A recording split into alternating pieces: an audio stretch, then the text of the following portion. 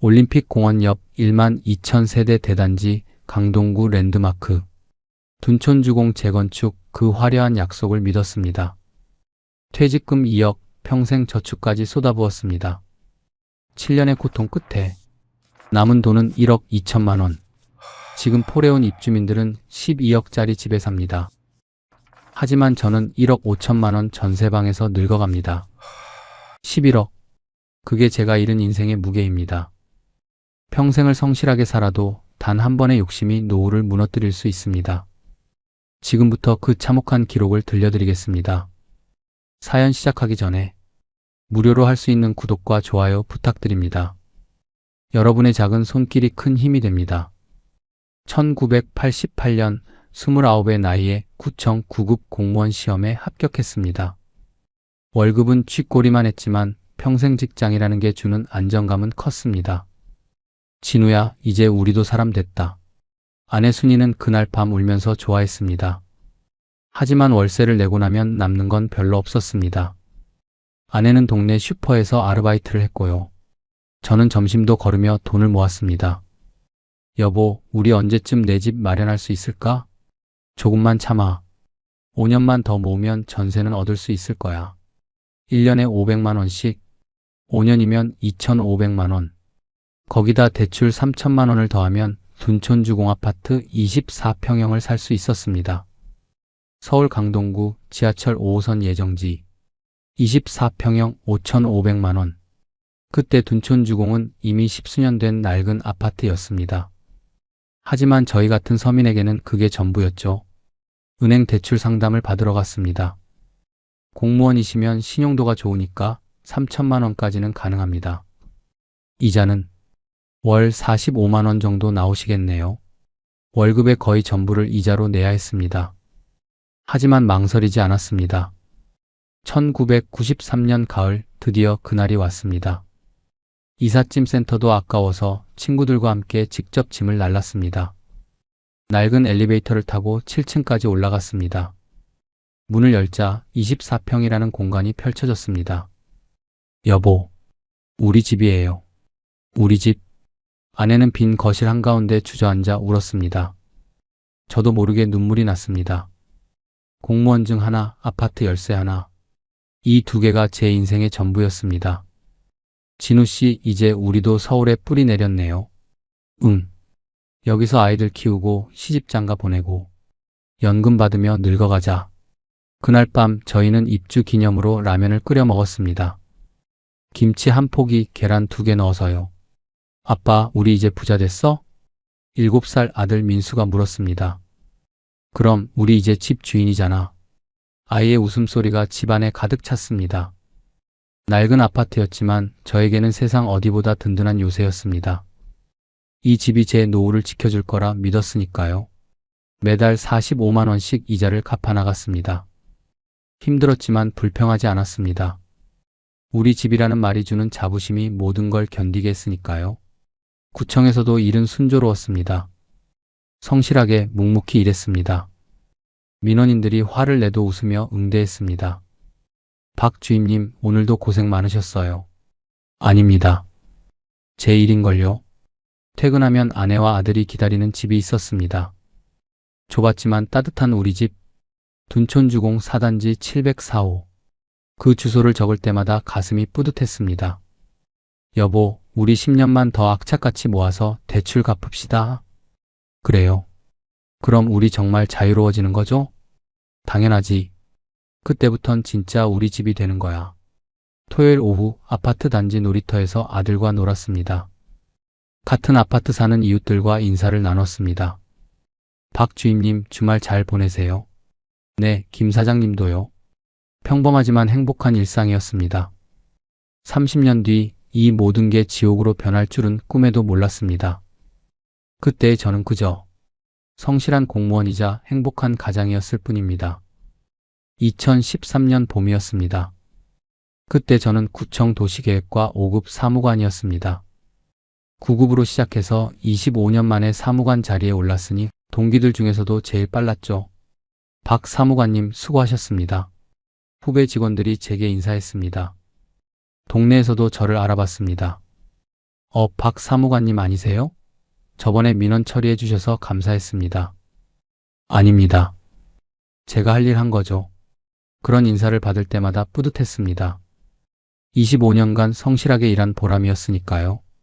그해 4월 퇴근길에 아파트 게시판에 붙은 공고문을 봤습니다. 둔촌주공 아파트 재건축 사업 확정 안내. 손이 떨렸습니다. 재건축. 20년 전부터 간간히 나오던 소문이 드디어 현실이 된 겁니다. 여보, 여보. 집에 뛰어 들어가며 소리쳤습니다. 왜 그래요? 무슨 일이에요? 재건축 확정됐대. 아내도 눈이 휘둥그레졌습니다. 정말요? 정말? 응. 다음 주에 조합 설명회 한대. 그날 밤 우리 부부는 잠을 이루지 못했습니다. 설명회 날 주민센터 대강당은 사람들로 가득했습니다.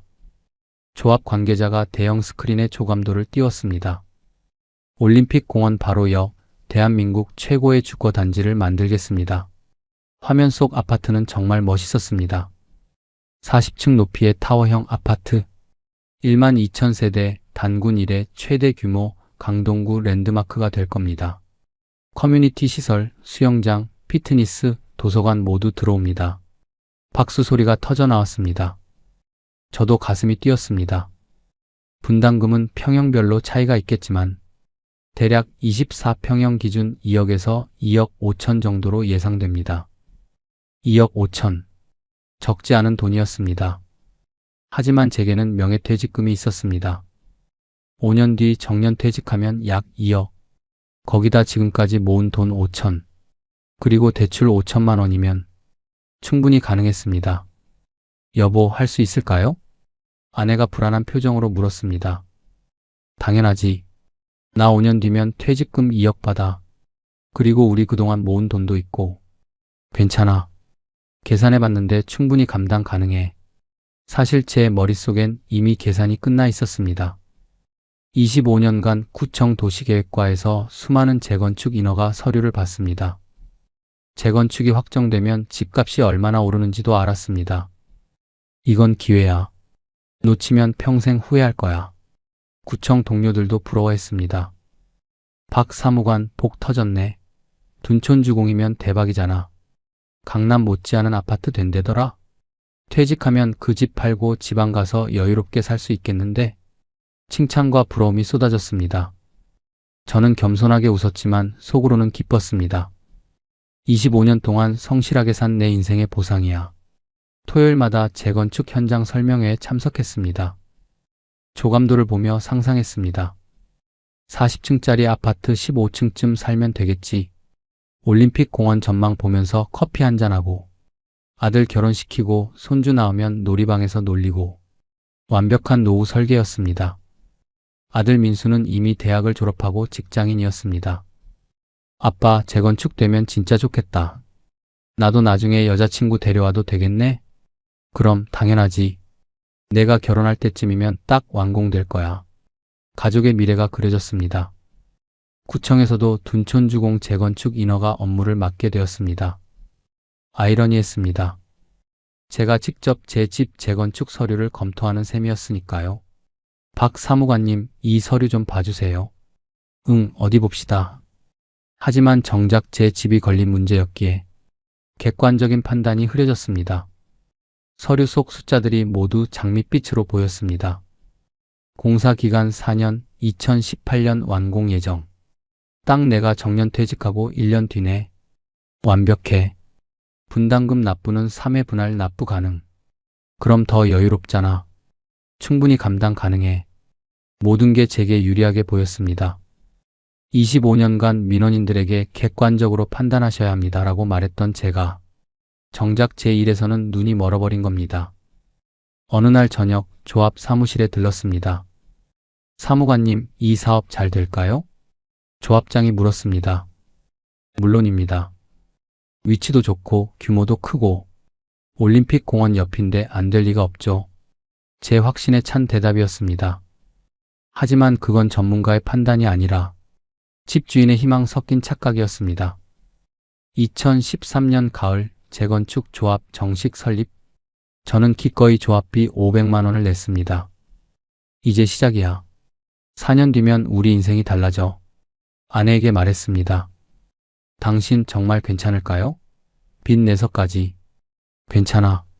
내가 25년간 이 일 해봤는데 뭘. 재건축은 절대 손해 안 봐. 그때 저는 정말 확신했습니다. 하지만 그건 오만이었습니다.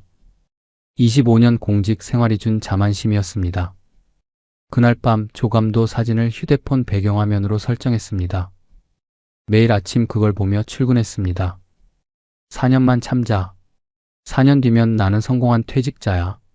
그때 저는 몰랐습니다. 이 화려한 조감도가 제 인생을 통째로 집어삼킬 덫이 될 줄은. 2016년 3월 이주 공고가 떴습니다. 2016년 6월 30일까지 전 세대 이주 완료 바랍니다. 드디어 시작되는 겁니다. 재건축의 첫 단추. 하지만 동시에 불안감도 밀려왔습니다. 이주비 지원금은 1,500만 원. 4년간 살 집을 구하기엔 턱없이 부족했습니다.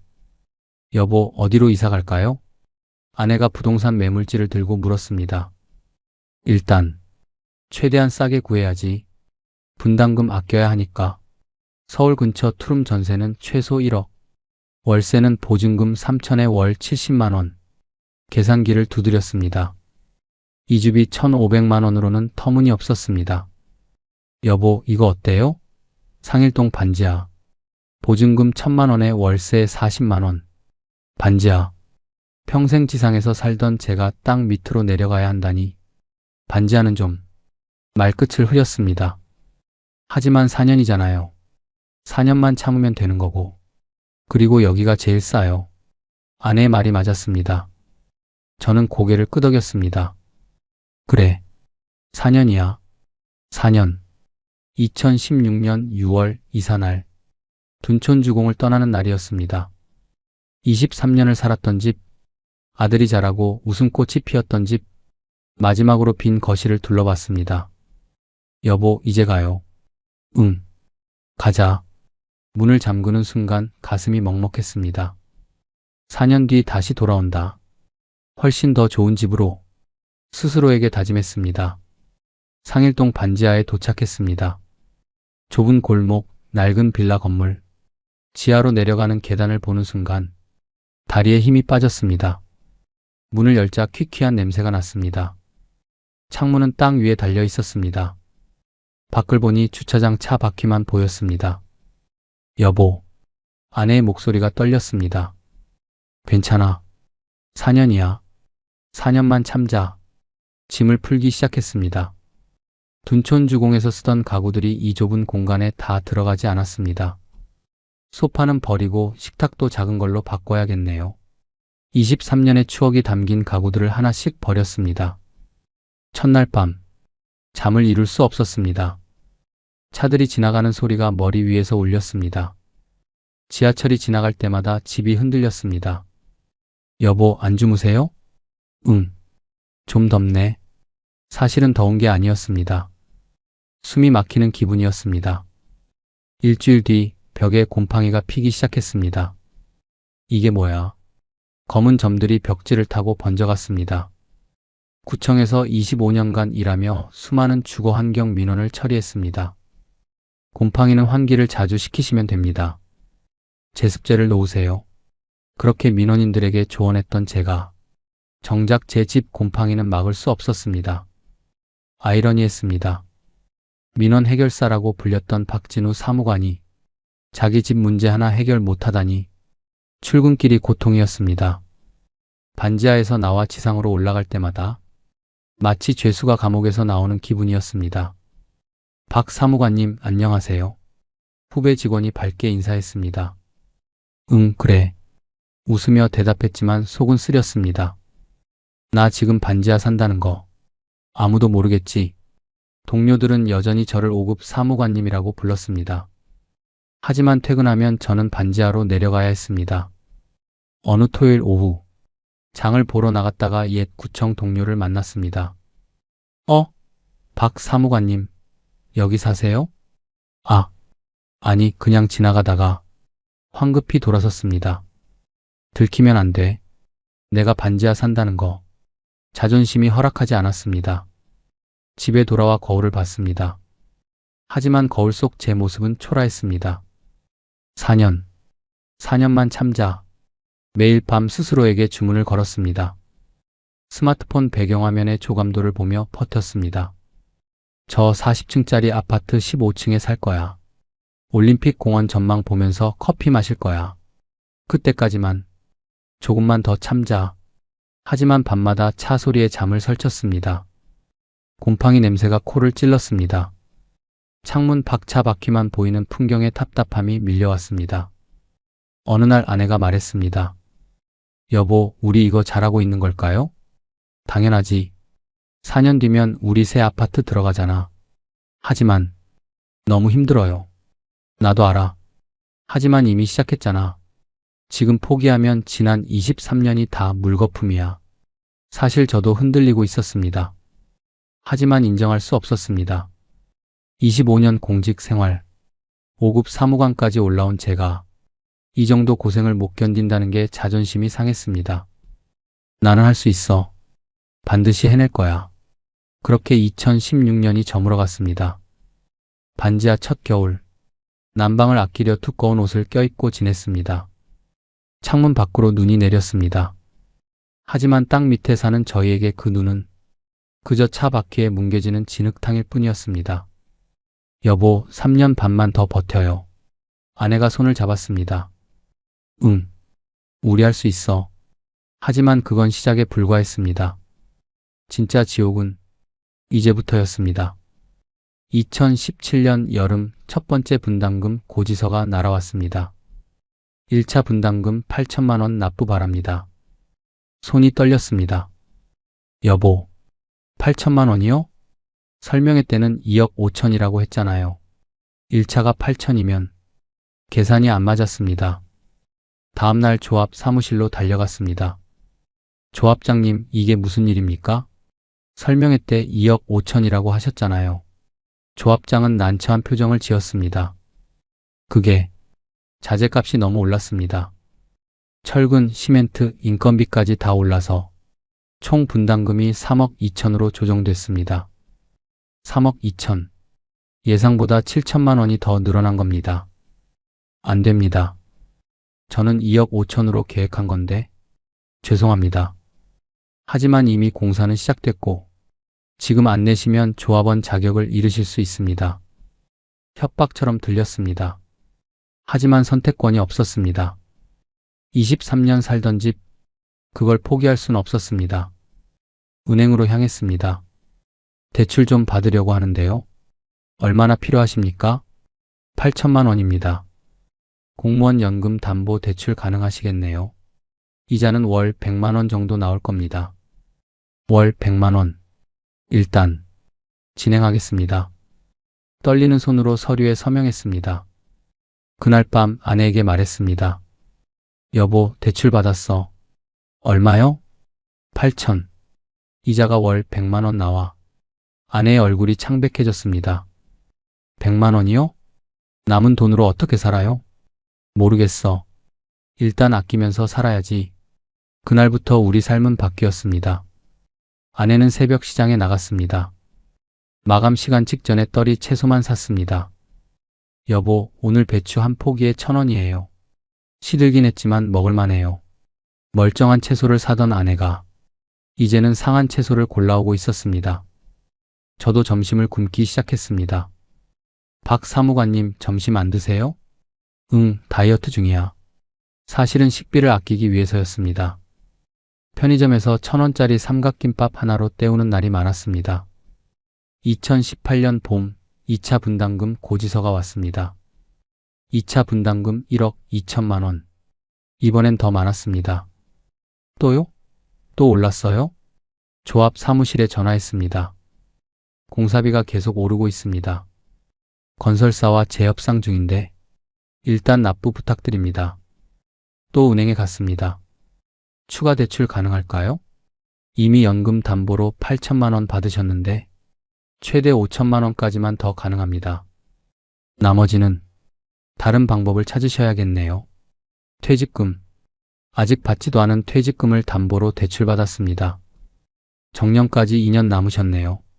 30년 근속이시니 퇴직금 예상액이 2억 정도고 7천만 원까지 대출 가능합니다. 결국 7천만 원을 더 빌렸습니다.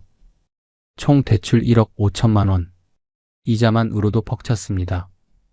여보, 우리 이제 어떻게 살아요? 아내가 울먹였습니다. 모르겠어. 정말 모르겠어. 저도 무너졌습니다. 밤마다 계산기를 두드렸습니다. 대출 1억 5천만 원. 앞으로 받을 3차 분담금. 퇴직금 2억으로는 택도 없었습니다. 이게 뭐 하는 짓인가? 머리를 쥐어뜯었습니다. 구청에서의 일도 제대로 되지 않았습니다. 박 사무관님, 이 서류 좀. 응? 아, 미안. 다시 한번 설명해줘. 집중이 안 됐습니다. 머릿속엔 온통 숫자만 가득했습니다. 1억 5천, 2억, 3억 2천. 어느 날 후배가 물었습니다. 사무관님, 요즘 안색이 안 좋으신데 괜찮으세요? 응, 괜찮아.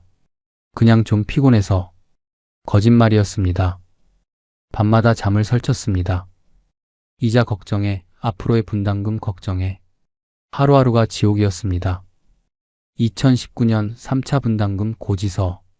3차 분담금 1억 원. 이번엔 울지도 않았습니다. 그냥 멍하니 고지서를 바라봤습니다. 여보, 이제 정말 못하겠어요. 포기해요.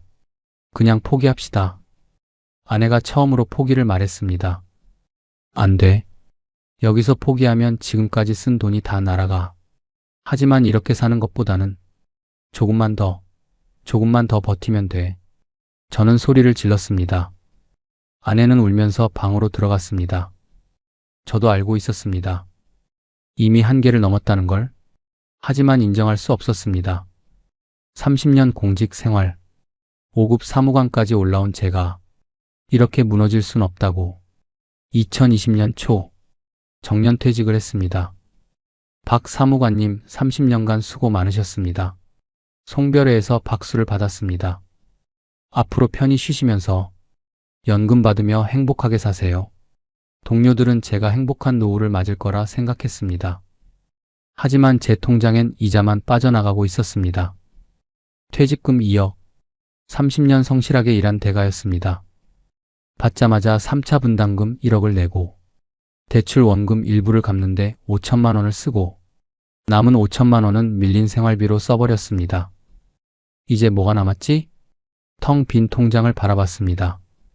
30년 공직 생활의 대가 2억이라는 돈이 순식간에 사라졌습니다. 그리고 아직도 남은 대출 1억, 월 이자 80만 원은 여전히 제 목을 조르고 있었습니다. 반지하 방 안에서 천장을 바라봤습니다. 차 소리가 머리 위에서 울렸습니다. 30년을 일했는데 남은 게 빚뿐이야. 눈물이 흘렀습니다. 송별회에서 받았던 공로패, 먼지 쌓인 공로패를 바라봤습니다. 30년간의 헌신에 감사드립니다. 헌신의 대가가 이것인가? 반지하 월세방과 평생 갚아야 할 빚. 하지만 아직 끝이 아니었습니다. 진짜 악몽은 이제부터였습니다. 2021년 반지하 생활 5년차. 연금 250만 원 중 이자 80만 원을 내고 남은 170만 원으로 두 사람이 살았습니다. 반지하 월세 40만 원, 관리비 15만 원, 식비와 생활비로 115만 원. 빠듯했지만 그래도 버틸만 했습니다. 1년만 더. 2022년이면 완공이야. 스스로에게 되뇌었습니다. 하지만 2022년 1월 악몽 같은 소식이 날아왔습니다. 공사비 부족으로 당분간 공사 중단합니다. 조합 측 공지였습니다. 처음엔 이해가 안 됐습니다. 중단? 공사 중단이라니? 손이 떨려서 전화기를 제대로 잡을 수가 없었습니다. 조합 사무실로 전화했습니다. 여보세요? 지금 공사 중단이 무슨 말입니까? 죄송합니다. 건설사와 공사비 문제로 협상이 결렬되어서 언제 재개될지는 미정입니다. 미정. 그 단어가 제 가슴을 찔렀습니다. 그럼 우리가 낸 돈은요? 2억이 넘게 냈는데 그건 건설사와 협의 중입니다. 협의요? 언제까지요? 죄송합니다. 전화를 끊었습니다. 온몸에 힘이 빠졌습니다. 여보, 공사가 중단됐대요. 아내에게 말했습니다. 중단이요? 그럼 우리 집은요? 모르겠어. 언제 다시 시작될지도 모른대. 아내가 주저앉았습니다. 6년을 기다렸는데 6년을 울음소리가 반지하 방 안을 채웠습니다. 다음 날 현장을 찾아갔습니다. 둔촌주공 예터. 반쯤 올라간 건물들이 멈춰 있었습니다. 녹슨 타워 크레인이 하늘을 찌르고 있었습니다. 이게 뭐야? 이게 공사장 펜스에 매달렸습니다. 저 안에 제 인생이 묻혀 있었습니다. 23년 살았던 집, 30년 공직 생활의 대가, 퇴직금 2억, 모든 게 저 멈춰버린 건물 속에 갇혀 있었습니다. 아저씨, 여기 들어가시면 안 됩니다. 경비원이 제지했습니다. 저기 제 집이 있어요. 조합원이에요. 24평 조합원. 죄송합니다. 그래도 공사 중단되어서 들어가실 수 없습니다. 쫓겨났습니다. 제 집터에서 쫓겨났습니다. 집으로 돌아오는 길, 다리에 힘이 없었습니다. 지하철을 타고 상일동으로 향했습니다. 반지하로 내려가는 계단 앞에서 멈췄습니다. 나는 왜 이러고 사는 걸까? 63세, 30년 공직 생활을 마친 나이, 편히 쉬어야 할 나이에 저는 반지하 계단을 내려가고 있었습니다. 밤이 되었습니다. 잠을 이룰 수 없었습니다. 여보, 주무세요? 아내가 물었습니다. 응. 대답했지만 눈은 말똥말똥했습니다. 천장을 바라봤습니다. 차들이 지나가는 소리, 그 소리가 마치 제 인생을 짓밟는 것 같았습니다. 며칠 뒤 조합원 비상총회 소집 공고가 왔습니다. 공사 중단 관련 대책 논의. 회의장에는 분노한 조합원들로 가득했습니다. 우리 돈 어떻게 할 거예요? 6년을 기다렸는데 이게 뭡니까? 건설사 고소해야죠. 목소리들이 터져 나왔습니다. 저도 일어났습니다. 조합장님, 대책이 뭡니까? 우리가 언제까지 반지하에서 살아야 합니까? 조합장은 고개를 숙였습니다. 죄송합니다. 건설사와 협상 중입니다. 최선을 다하겠습니다. 최선. 그 말이 얼마나 공허한지. 집으로 돌아오는 길, 올림픽 공원 옆을 지나갔습니다. 예전 같으면 이곳에서 산책을 즐기려 했을 텐데 이제는 지나가기도 싫었습니다. 저기 어딘가에 내 집이 있어야 하는데 발걸음이 무거웠습니다. 2022년 3월 통장 잔액을 확인했습니다. 연금 250만 원 입금, 이자 80만 원 자동이체, 남은 돈 170만 원, 월세 40만 원, 관리비 15만 원, 식비 80만 원, 기타 생활비 35만 원. 빠듯했습니다. 여보, 이번 달 병원비가. 아내가 조심스럽게 말했습니다. 얼마? 15만 원이요. 알았어. 식비를 줄여야 했습니다. 저녁은 라면으로 때우는 날이 많아졌습니다. 여보, 미안해요. 아내가 눈물을 글썽였습니다. 괜찮아. 내가 미안하지. 하지만 괜찮지 않았습니다. 30년을 일했는데 라면으로 저녁을 때워야 하다니. 어느 날 밤 아내가 말했습니다. 여보, 우리 포기하면 안 될까요? 지금이라도 조합원 탈퇴하고 그냥 작은 전세라도 얻어서 편하게 살아요. 안 돼. 즉각 거부했습니다. 여기서 포기하면 6년이 물거품이야. 2억이 넘게 쓴 돈이 다 날아가는 거라고. 하지만 당신 몸이 너무 안 좋아 보여요. 괜찮아. 조금만 더 버티면 돼. 사실 괜찮지 않았습니다. 가슴이 답답하고 숨이 차고 밤마다 악몽을 꿨습니다. 녹슨 타워 크레인이 저를 향해 쓰러지는 꿈. 그 밑에 깔려 숨이 막히는 꿈. 으악! 소리 지르며 깼습니다. 여보, 괜찮아요? 아내가 등을 쓰다듬었습니다. 응. 꿈 꿨어. 식은땀이 온몸을 적셨습니다. 화장실 거울을 봤습니다. 초췌한 얼굴, 백발이 가득한 머리, 움푹 들어간 눈. 이게 나야? 거울 속 남자가 낯설었습니다. 30년 전 공무원증을 받았던 젊은 청년은 어디로 갔을까? 그 자리에 남은 건 빚에 짓눌린 노인뿐이었습니다. 하지만 아직 포기할 순 없었습니다. 조금만 더 버티면 스스로를 다독였습니다. 그러나 운명은 저를 더 깊은 나락으로 밀어넣을 준비를 하고 있었습니다.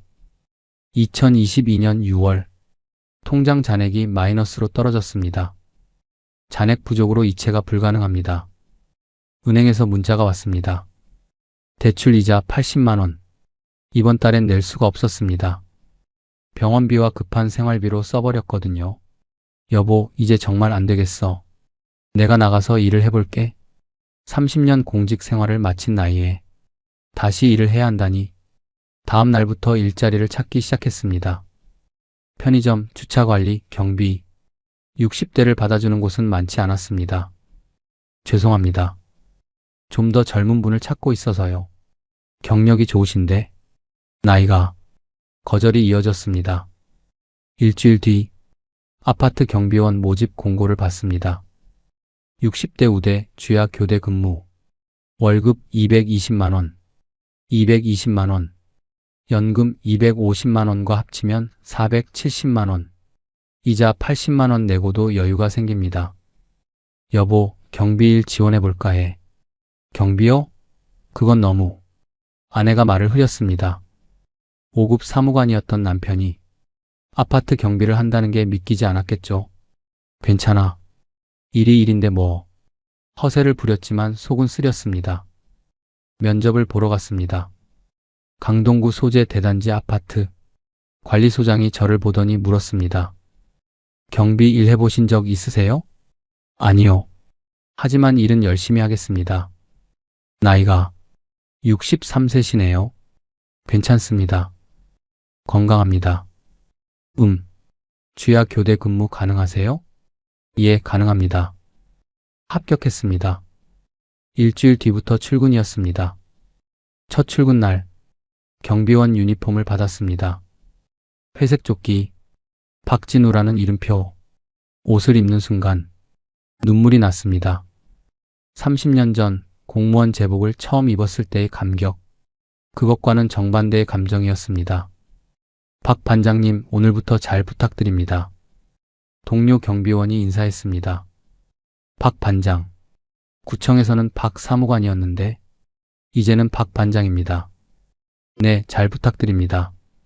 억지로 웃었습니다. 업무는 생각보다 힘들었습니다. 주간 근무 12시간, 야간 근무 12시간, 2일 일하고 2일 쉬는 교대 근무. 박 반장님, 분리수거 좀 해주세요. 1동 엘리베이터 청소 부탁드립니다. 주차장 불법 주차 차량 좀 확인해 주세요. 주민들의 요구가 쏟아졌습니다. 네, 알겠습니다. 고개를 숙였습니다. 30년간 구청에서 민원을 받았지만 책상에 앉아서였습니다.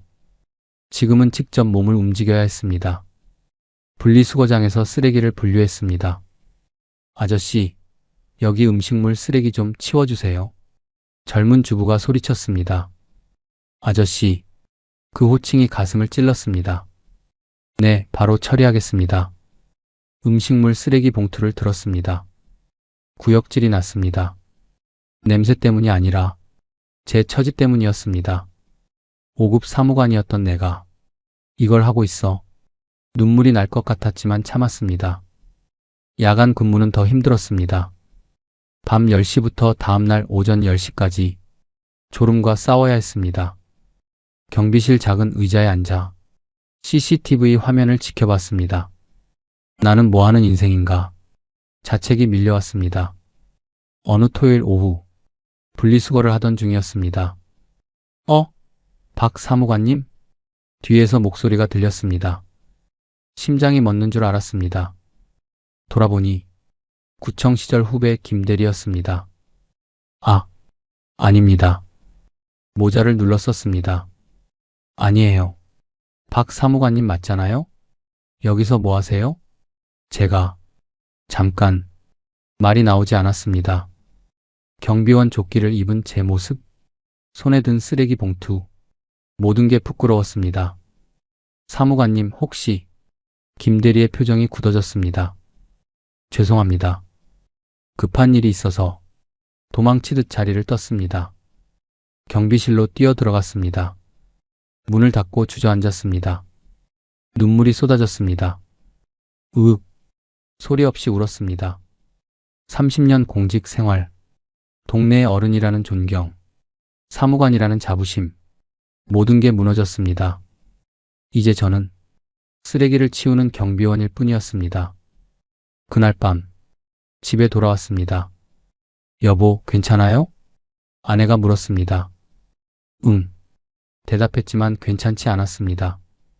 오늘 옛날 동료 만났어. 어머, 뭐라고 하던가요? 아무 말 안 했어. 내가 도망쳤거든. 아내도 말이 없었습니다. 그저 제 손을 잡아주었습니다. 거울을 봤습니다. 경비원 유니폼을 입은 제 모습?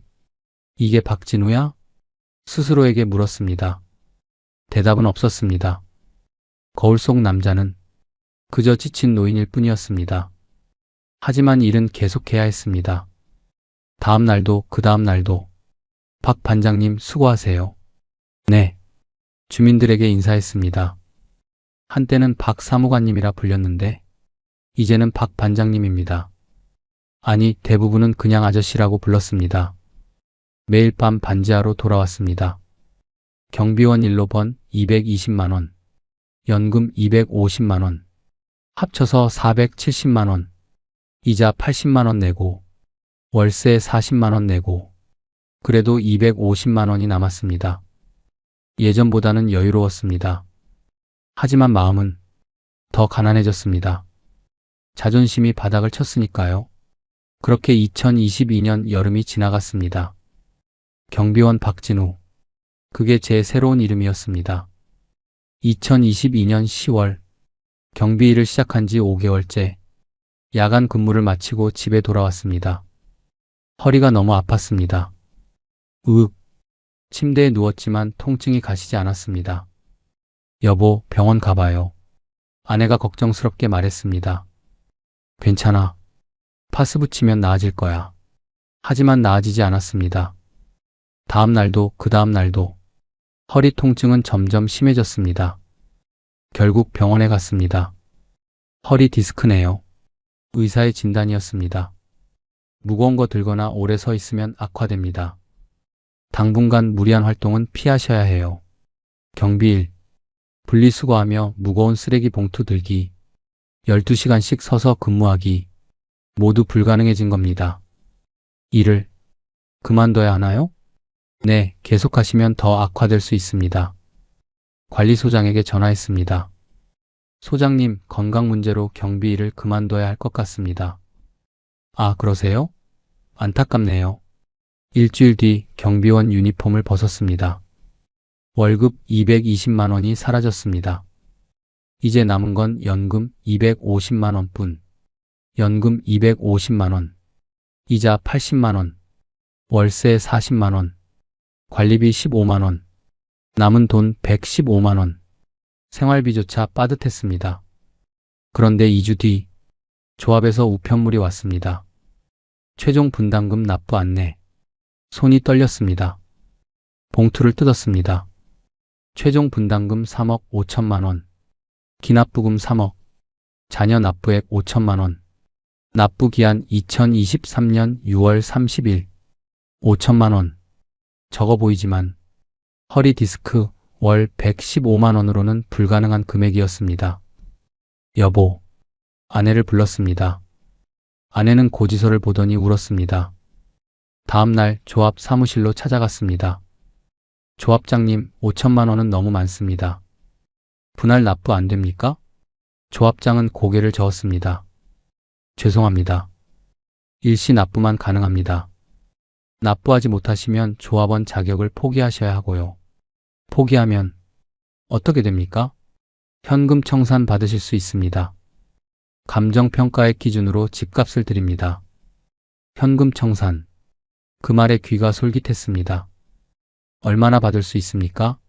지금 시세가 7억 정도인데 감정평가액은 약 6억 정도 나올 겁니다. 6억.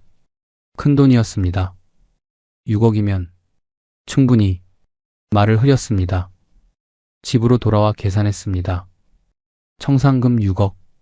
거기서 대출을 갚아야 했습니다. 연금담보 대출 8천만 원. 분담금 대출 2억. 밀린 이자 5천만 원.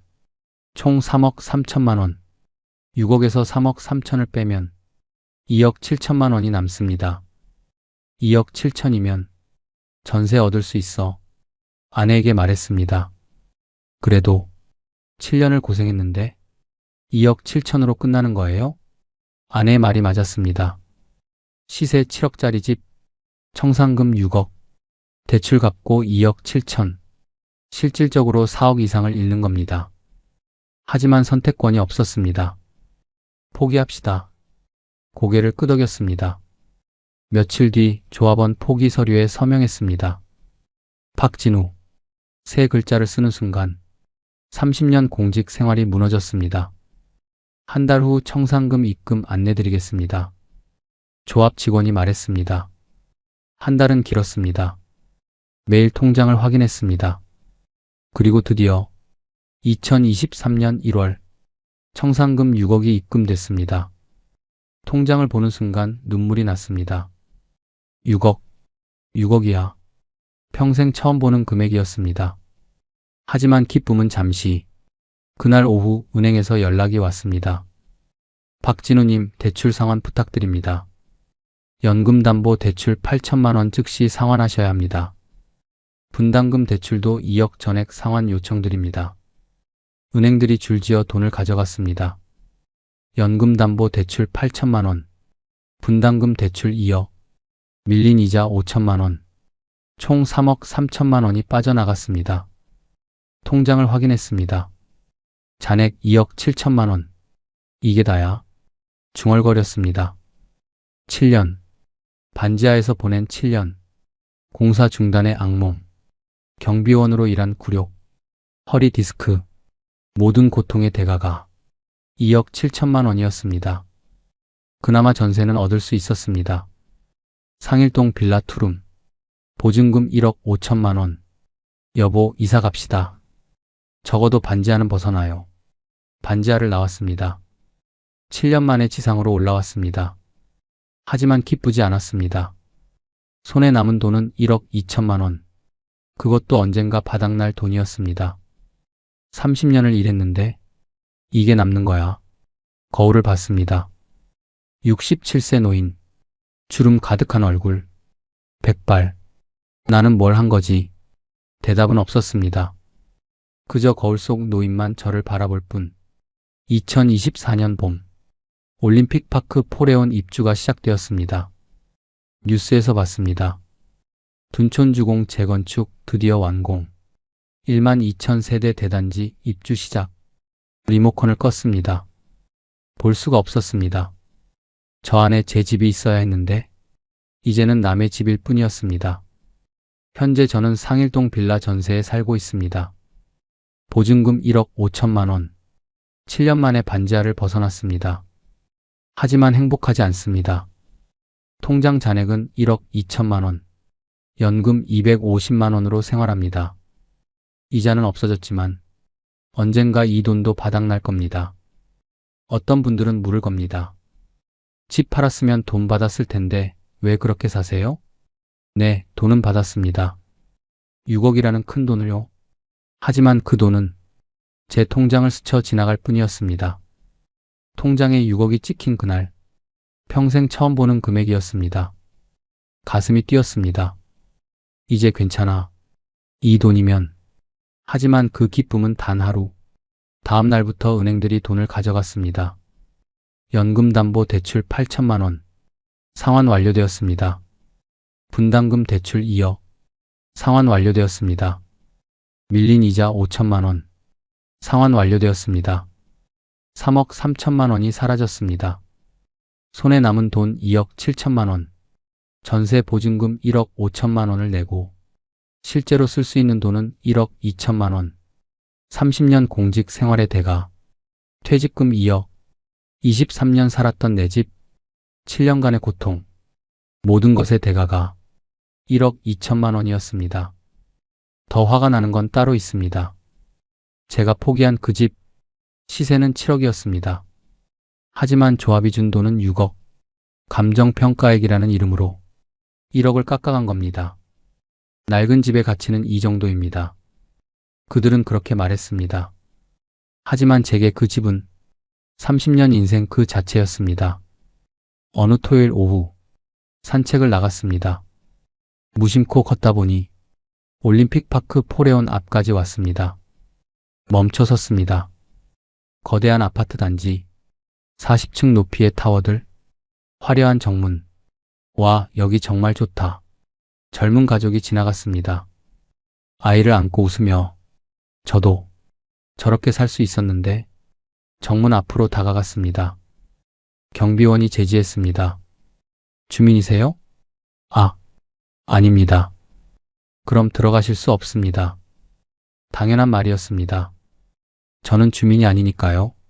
정문 밖에서 안을 바라봤습니다. 커뮤니티 센터, 수영장, 도서관, 아이들 놀이터, 잘 가꿔진 정원, 저기 어딘가에 중얼거렸습니다. 704호가 있었을 텐데 23년을 살았던 그 집, 아들이 자라고 웃음꽃이 피었던 그 집, 이제는 다른 사람의 집입니다. 발걸음을 돌렸습니다. 지하철을 타고 상일동으로 돌아왔습니다. 전세 빌라 앞, 반지하는 아니지만 여전히 좁고 낡은 집입니다. 문을 열었습니다. 다녀왔어요. 아내가 맞이했습니다. 여보, 어디 갔다 왔어요? 그냥 산책. 거짓말이었습니다. 옛집터를 다녀온 거였으니까요. 저녁을 먹었습니다. 된장찌개 한 그릇, 김치. 맛있네요. 웃으며 말했습니다. 하지만 아내의 눈가에 깊게 파인 주름이 다 제 탓 같았습니다. 밤이 되었습니다. 침대에 누웠습니다. 천장을 바라봤습니다. 통장 잔액 1억 2천만 원. 한 달에 200만 원씩 쓴다면 5년. 그 뒤엔 연금 250만 원만 남습니다. 72세. 연금만으로 살아야 하는 나이. 여보, 주무세요? 아내가 물었습니다. 응. 대답했지만 잠이 오지 않았습니다. 스마트폰을 꺼냈습니다. 올림픽파크 포레온을 검색했습니다. 화려한 사진들. 현재 시세 12억에서 15억. 12억. 제가 포기한 그 집이 이제는 12억이 되었습니다. 감정평가액 6억으로 받았는데 실제 가치는 12억. 6억을 잃은 겁니다. 거기다 대출 상환 3억 3천. 전세 보증금 1억 5천. 결국 손에 남은 건 1억 2천만 원. 11억을 날린 겁니다. 스마트폰을 내려놓았습니다. 눈물이 났습니다. 여러분, 제 이야기를 듣고 계신가요? 재건축. 그 달콤한 말에 속지 마십시오. 대박이라는 환상, 강남 못지않은 아파트라는 꿈, 모두 거짓일 수 있습니다. 저는 평생을 성실하게 살았습니다. 30년 공직 생활, 5급 사무관까지 올라갔습니다. 한 번도 법을 어기지 않았습니다. 월급 꼬박꼬박 모았습니다. 그런 제가 단 한 번의 욕심으로 모든 걸 잃었습니다. 청산금 6억을 받았지만 대출이 3억 3천을 가져갔습니다. 전세 보증금 1억 5천. 손에 남은 돈 1억 2천. 30년의 대가치고는 너무 초라합니다. 포레온 입주민들은 지금 12억짜리 집에서 살고 있습니다. 하지만 저는 1억 5천만 원 전세에서 살고 있습니다. 그 차이 11억. 그게 제가 잃은 인생의 무게입니다. 여러분, 재건축은 대박이 아닙니다. 도박입니다. 이길 수도 있지만 저처럼 모든 걸 잃을 수도 있습니다. 분담금은 계속 오릅니다. 공사는 중단될 수 있습니다. 청산금은 시세보다 적습니다. 대출은 모든 걸 가져갑니다. 평생을 성실하게 살아도 단 한 번의 욕심이 노후를 전세방으로 밀어넣을 수 있습니다. 잊지 마십시오. 눈을 감았습니다. 내일도 모레도 저는 이 전세방에서 살 겁니다. 올림픽파크 포레온. 그 화려한 성벽 밖에서 영원히 부족한 제 이야기가 조금이나마 와닿으셨다면 구독과 좋아요 버튼으로 응원 부탁드립니다. 여러분의 노후에 평안이 깃들기를 진심으로 기원합니다. 끝까지 시청해주셔서 감사합니다.